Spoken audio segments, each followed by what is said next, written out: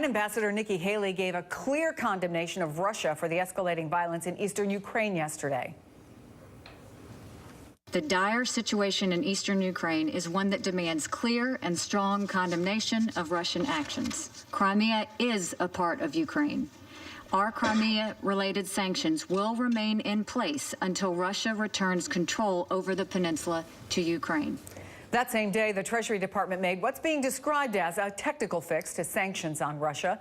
The Trump administration announced it will now allow some American companies to do limited cybersecurity transactions with the Russian Federal Security Service, the FSB, formerly known as the KGB.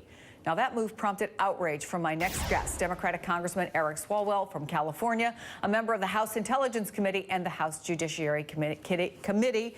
Good morning. Thanks for joining us. What's your problem with that?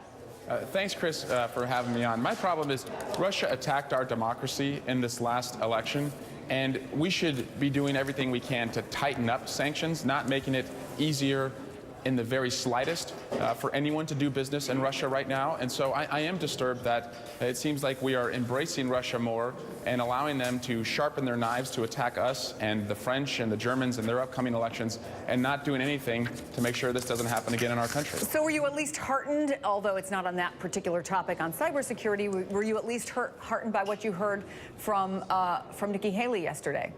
I really admire Ambassador Haley for stepping up and saying this, but the problem is there's only one steering wheel in the car, and if the person in the driver's seat doesn't share the belief that his ambassador shares, then the policy really isn't going to change. But do you think she got out there and said what she said, read what she read without it clearing the White House?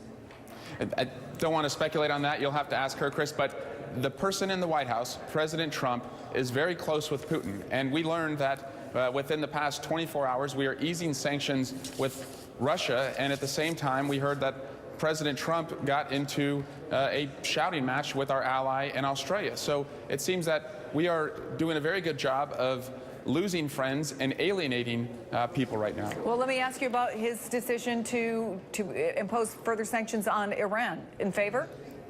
I think Iran is a concern, and we have to protect our ally Israel. However, we struck a nuclear agreement with Iran that took them from having a nuclear weapon in 3 months to now a year. So I think diplomacy can work, and his belligerent tweets, I think, are going to get us closer to war rather than to disarming Iran.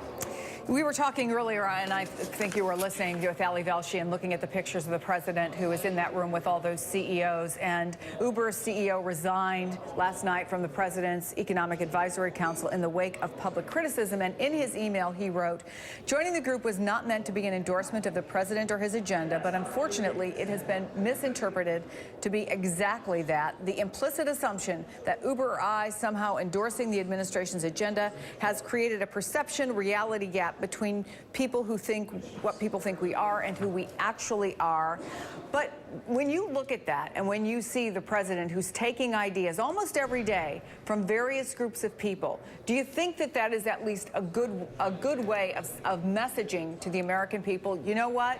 I am listening. I'm listening to a lot of different ideas out there and ideas from people who are in the trenches on these various things. Listening is important. However, I think if he was listening, he would have heard across the country CEOs who were concerned that his Muslim ban makes us less welcoming, less diverse, and less safe. And so I wrote to the biggest companies in my district and expressed my concern. I hope that they will also express their concern about what this Muslim ban does for our economy. So I hope he will continue in that spirit to listen to CEOs on that issue. But yes, of course, listening, I think, is a good thing. Understanding you're a Democrat from California, the state that went more heavily for Hillary Clinton than any other, we have been getting these reports about the Capitol Hill switchboard and how it is setting records, particularly over on the Senate side, Congressman, because obviously there's going to be a lot of votes there that have been about cabinet nominees and so on. Betsy DeVos causing a lot of action on that front. I wonder what you're hearing from your constituents and how you're feeling about things and how the Democrats are reacting to it 2 weeks in.